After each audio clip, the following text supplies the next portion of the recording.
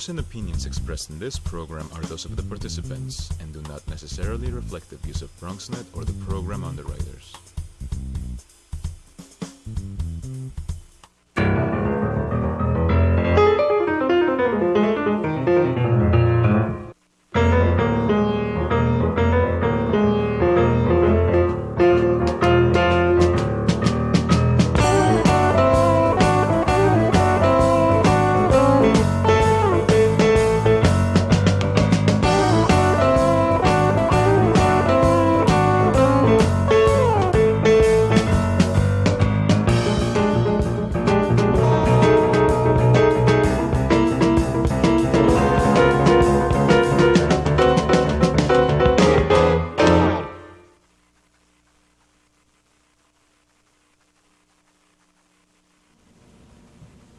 Good evening. Welcome to Bronxtalk. Our series of Bronx political debates continues tonight with candidates in the Democratic primary for the 79th Assembly District. This is the district formerly held by Eric Stevenson, who vacated the seat when he was charged and convicted for corruption.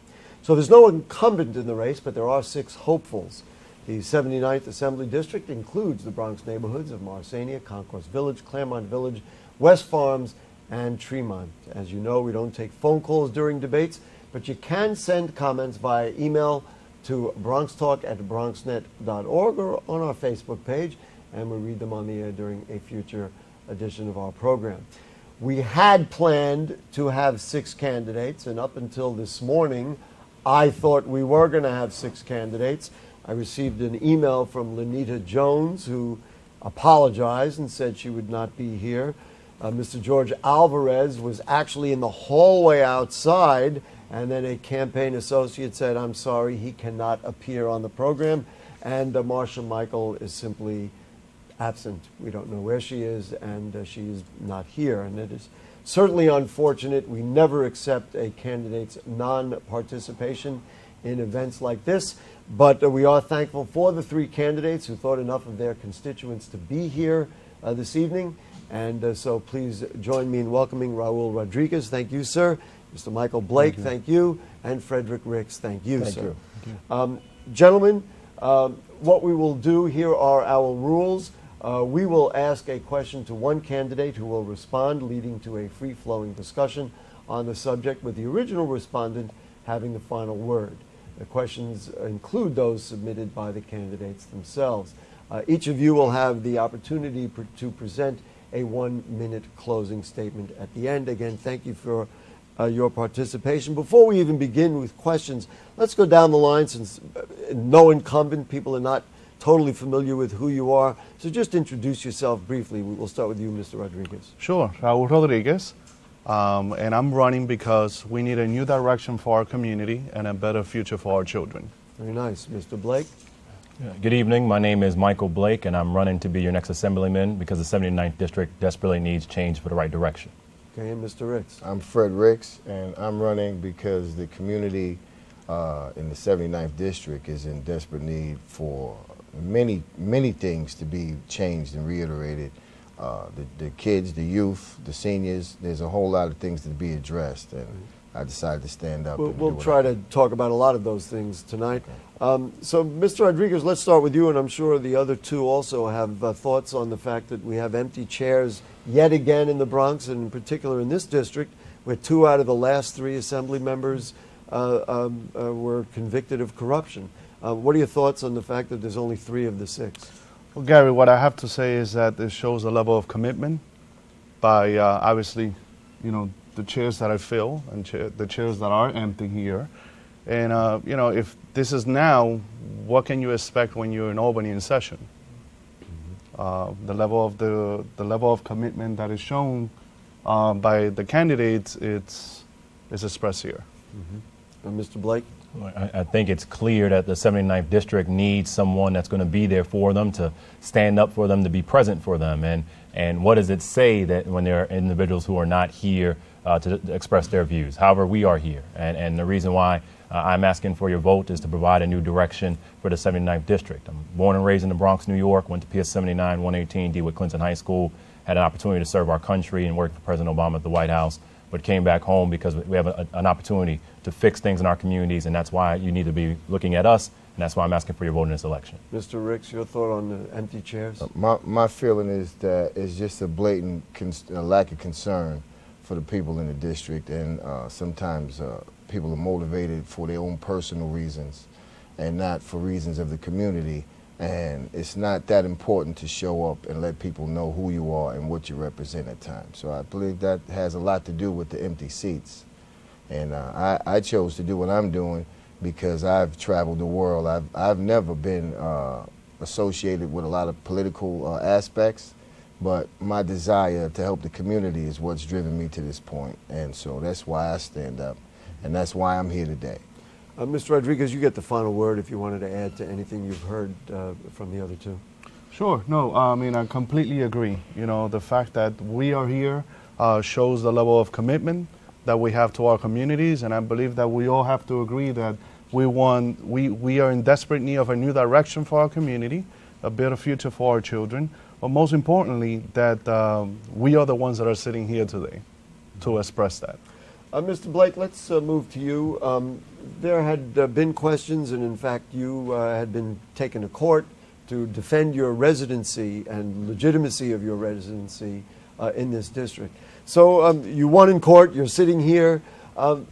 Let's talk about either why you, or presumably you think you're the one who best represents the district. Let's talk about the importance of residency. There seems to be a very large question in this race about, it's almost like I'm more American than you. Well, I'm more of the 79th Assembly District than you.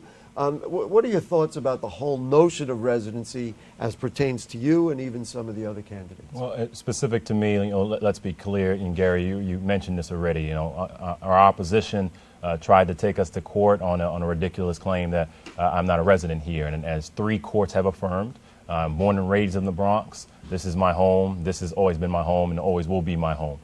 We are here to clearly show that something different has to happen in the 79th District, and you know, our presence is indicating that.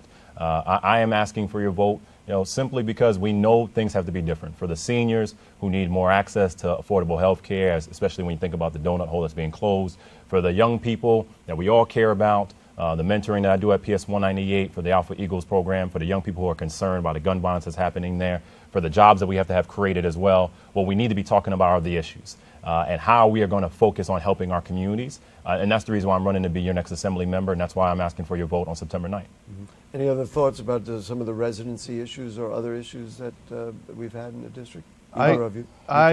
Me personally, I've always said when I've actually met Mr. Blake in Albany briefly, that the issues of someone's residency, those are your issues.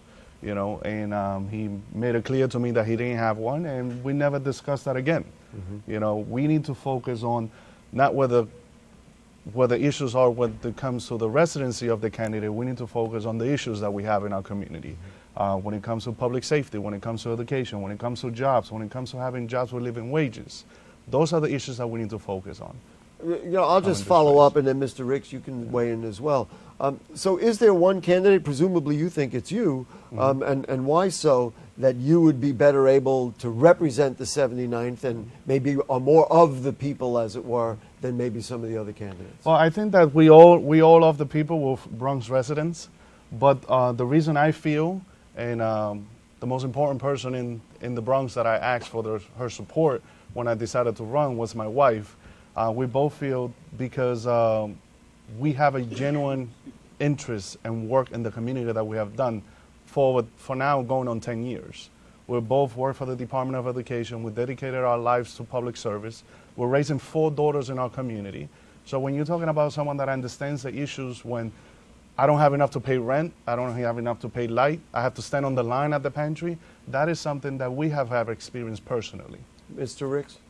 Well, my concern with whatever Mr. Blakely is going through, if it was resolved by the powers that be, I think it should be sufficient. The question is, with all the corruption, you know, in the midst, as long as we have a proper process that we utilize in order to find this information out, it should be accepted. You know, that's my feeling. You know, Mr. Blake, you get the final word. You know, I think the question is clear. You know, is Michael Blake a resident of the 79th District? Yes. Am I a resident of the Bronx? Yes. And let's talk about the consistency. I'm a lay minister at Calvary United Methodist Church for 19 years, been preaching in the Bronx for 19 years. I volunteer at PS 198, my work with 100 Black Men New York and the Eagle Academy. You know, the consistency is there. And so what we need to be talking about is on September 9th, the people of the 79th District have a chance to make a decision. That's why I'm asking for your vote in this election. Many people believe, Mr. Ricks, that the bottom line for many of the issues that each of you have mentioned is poverty. Let's start here. There's no full-service bank in this district. It's a rather remarkable concept. Many people in the Bronx will say, wait a minute, you don't have a bank in your neighborhood? It's frankly insane. Why don't we have one, and how do we get one? well, there's no full-service bank because we don't have an economic base in our community. What we do have is people who come from other countries, to be exact, and take money out of the community, and people who live in the district who just choose to spend their money wherever they find fit. So the economic structure that we need in the 79th District is completely displaced, in my opinion. Mm-hmm. We don't create jobs, we don't create trade, we don't create, anything. So how do we do that? Well, the way we do that is we get back into things that we once had in our community, trades, different curriculum, criterion school that give children at an early age different options to, I myself, for example, I'm an entrepreneur. I've always been. I'm an artist.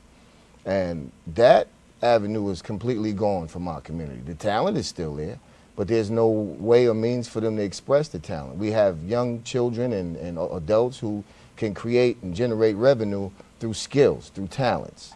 This is one way to address it. And then, of course, as I said, trades. Others want to say? Mr. Blake, you want to respond? Well, sure. well, I think there's a lot of opportunities here as it relates to the poverty and the economic questions here in the district. A few different things. Mr. Rick's absolutely correct. We have to increase the economic base. People need to have more jobs, higher wages. We talk about the need for living wages, not just a minimum wage. We need to be getting to the higher point. Making sure people have individual benefits. As your next assembly member, I want to serve in the Economic Development Committee because we have an opportunity to do a few different things in the 79th District. Increase access to capital, access to contracting, make sure more businesses have more consumers, and at the same time have joint ventures so that the larger businesses are working with the smaller businesses. If we do all those things, you'll hire more people, they'll have more wealth, and it will allow for a base to be here for there to be financial institutions. That's work I've done at Operation Hope and Financial Literacy, and that's the reason why you need to focus on the 79th District. Do you need to have a bank in place beforehand, or that's what attracts the bank? Very quickly so we can get to the others. Well, let's make sure. There is a bank that is just south of the district, Banco Popular, which is on 3rd Avenue, so there is an opportunity that's there. Do we need one? Absolutely. But the more important thing is we have to make sure that the base is higher for people to have more wages, more benefits to be able to utilize those banks. Mr. Rodriguez? I think that, having banks in the community is very important, but I think that we have to go back to the basics of community and making sure that we bring that sense back of community. And that starts with, I'm union. I'm local 372, DC 37, ASME, the largest union in the U.S. as far as, civil employees and municipal employees. And it starts with credit unions. Credit unions bring back that feeling of community. That is the first where you go in and you can get microloans to start entrepreneurship, businesses like Mr. Ricks mentioned earlier.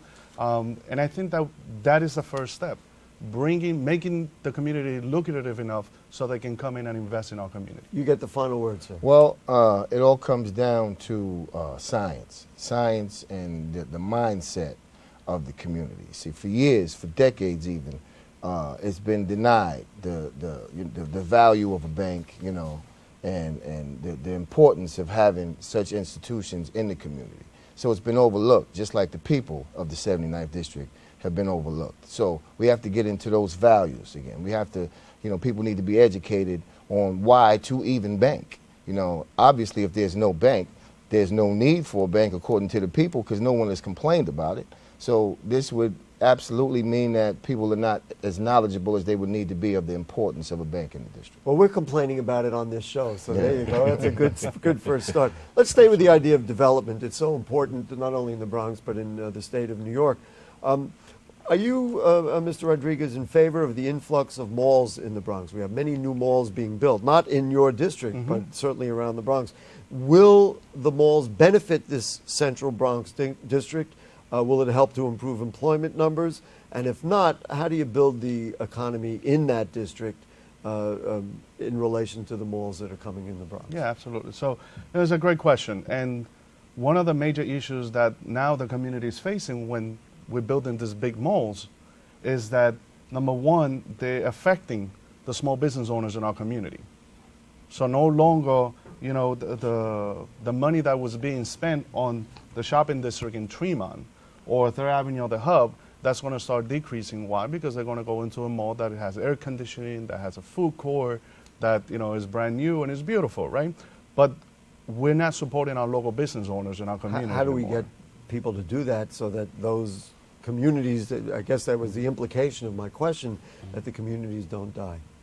It's, you know, it's making sure that we help our small business owners. With credit unions, they can come into our communities and they can help those business owners with seminars, with micro lending, with financial literacy, and making sure that they are able to be equipped with the knowledge they need in order to stay in business, even though the big mall was being built, you know, a mile down the road. Okay, others?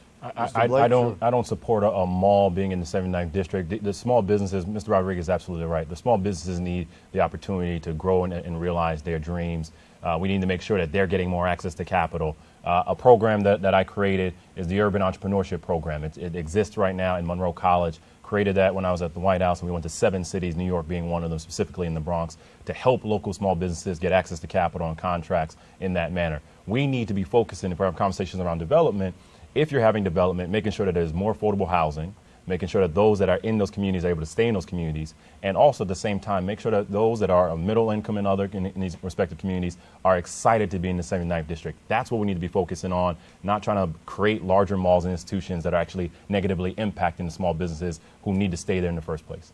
Mr. Ricks? I think malls don't particularly cater to the community at all, and the fact that they would hurt mom and pop shops in the district wouldn't make much of a difference, because as I go through the community that I live in, I don't see a lot of people from the community that are currently operating these shops. So a program like Mr. Blakely's would be quite sufficient if it could bring more than just the college students, but the young people and the older people who live in the community to the business forum as well. So, you know, malls, you know, at this point in the district, I don't think it would make much of a difference, because the money is being taken out of the community either way. Mr. Rodriguez, you get the final word.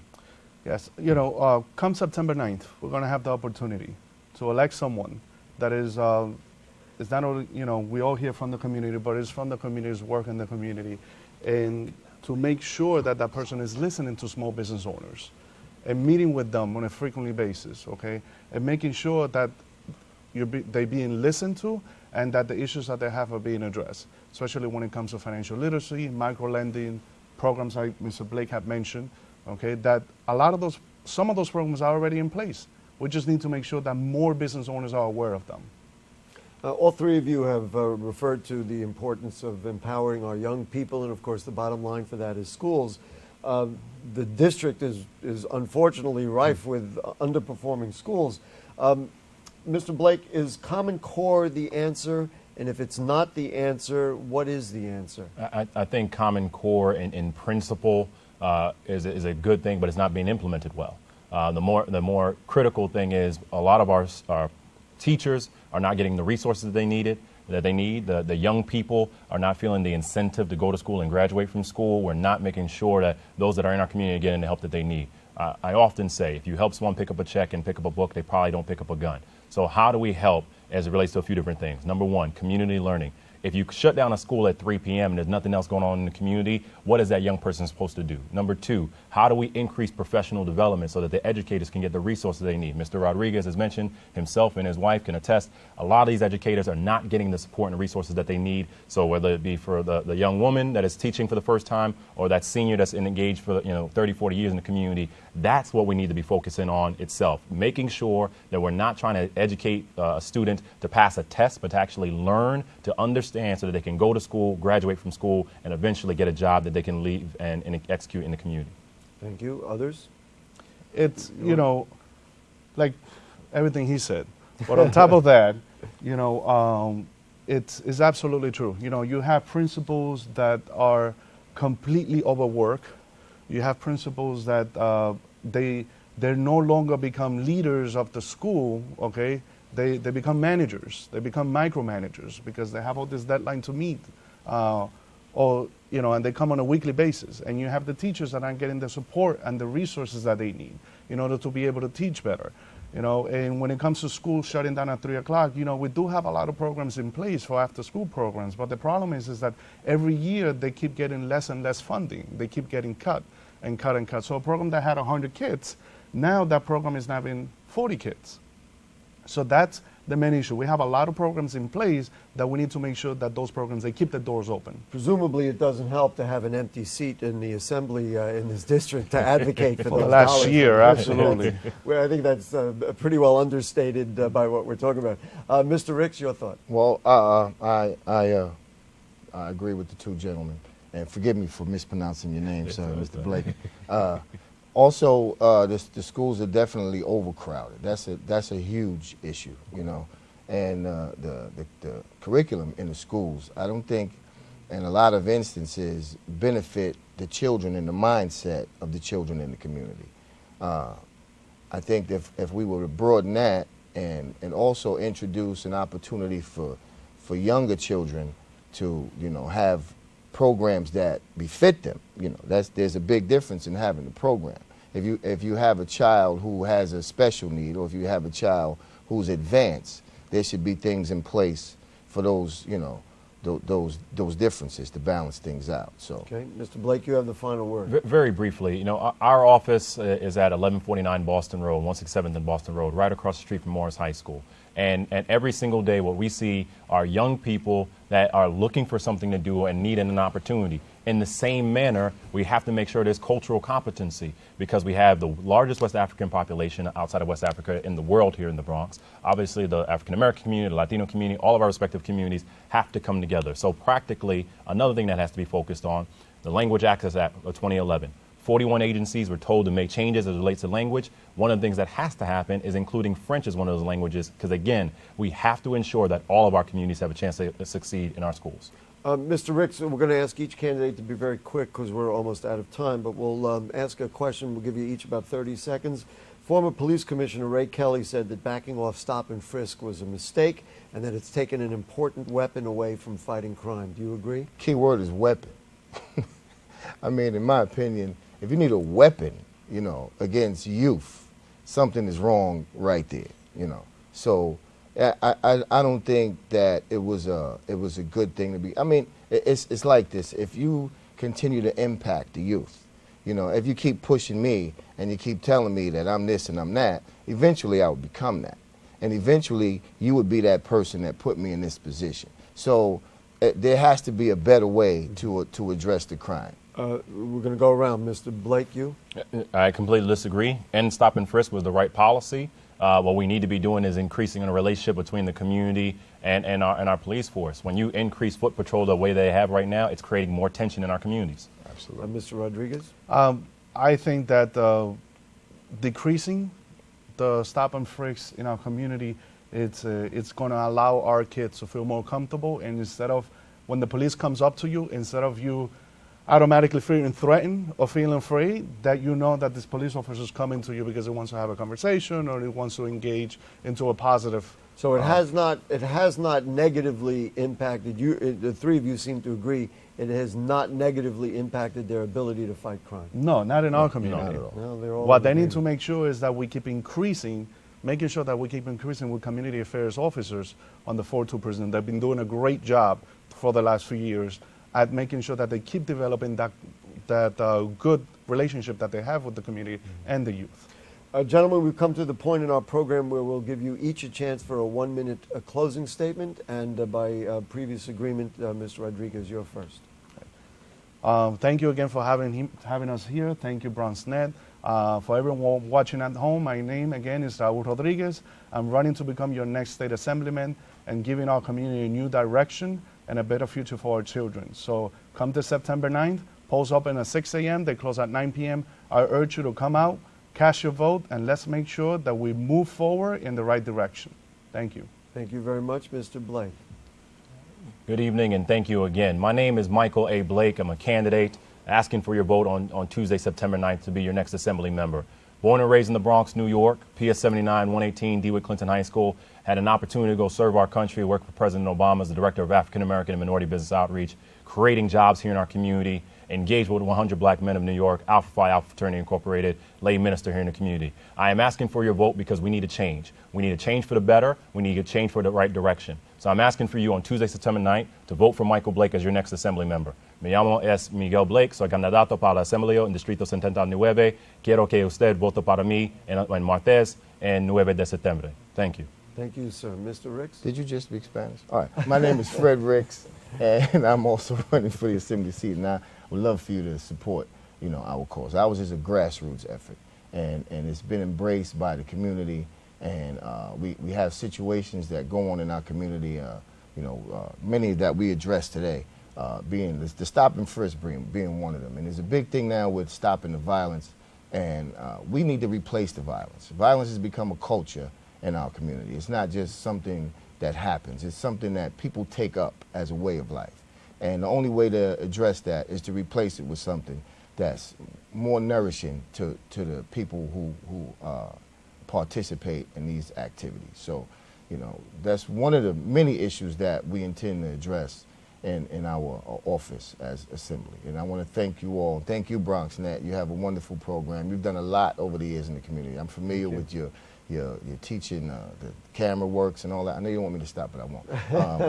Well, I'm about to cut you off, so you won't thank me that hard. And so thank you very much for having me. All right. Gentlemen, Raul Rodriguez and Michael Blake and Frederick Ricks, you have exemplified the best of the borough of the Bronx by being here tonight. And very unfortunately, the others weren't here, but voters got a chance to see who you are, and we appreciate that. And I'm sure you will all agree, and all the candidates will agree, when I remind voters, whoever you're voting for, you have to come out and vote on primary day, Tuesday, September 9th, because if you don't, you are ceding that power to somebody else. Please note that because of the importance of that upcoming primary, we've added an additional debate. We'll take a look at another vacant Bronx seat in the Assembly, and we'll do a debate with the candidates running in the 77th Assembly District in the Bronx. We'll be on at a special time of 8 p.m. live on Wednesday night to present our final debate, the 77th AD, before the primary. As you know, we take our responsibility to help you make an informed choice at the polls very seriously. So a special edition of Bronxtalk, the debate for the primary in the 77th, Wednesday night at 8 p.m. Thanks to our producer, Dalia Gonzalez. To our director is Bianca Ortiz. We'll see you Wednesday, and then, of course, next Monday night.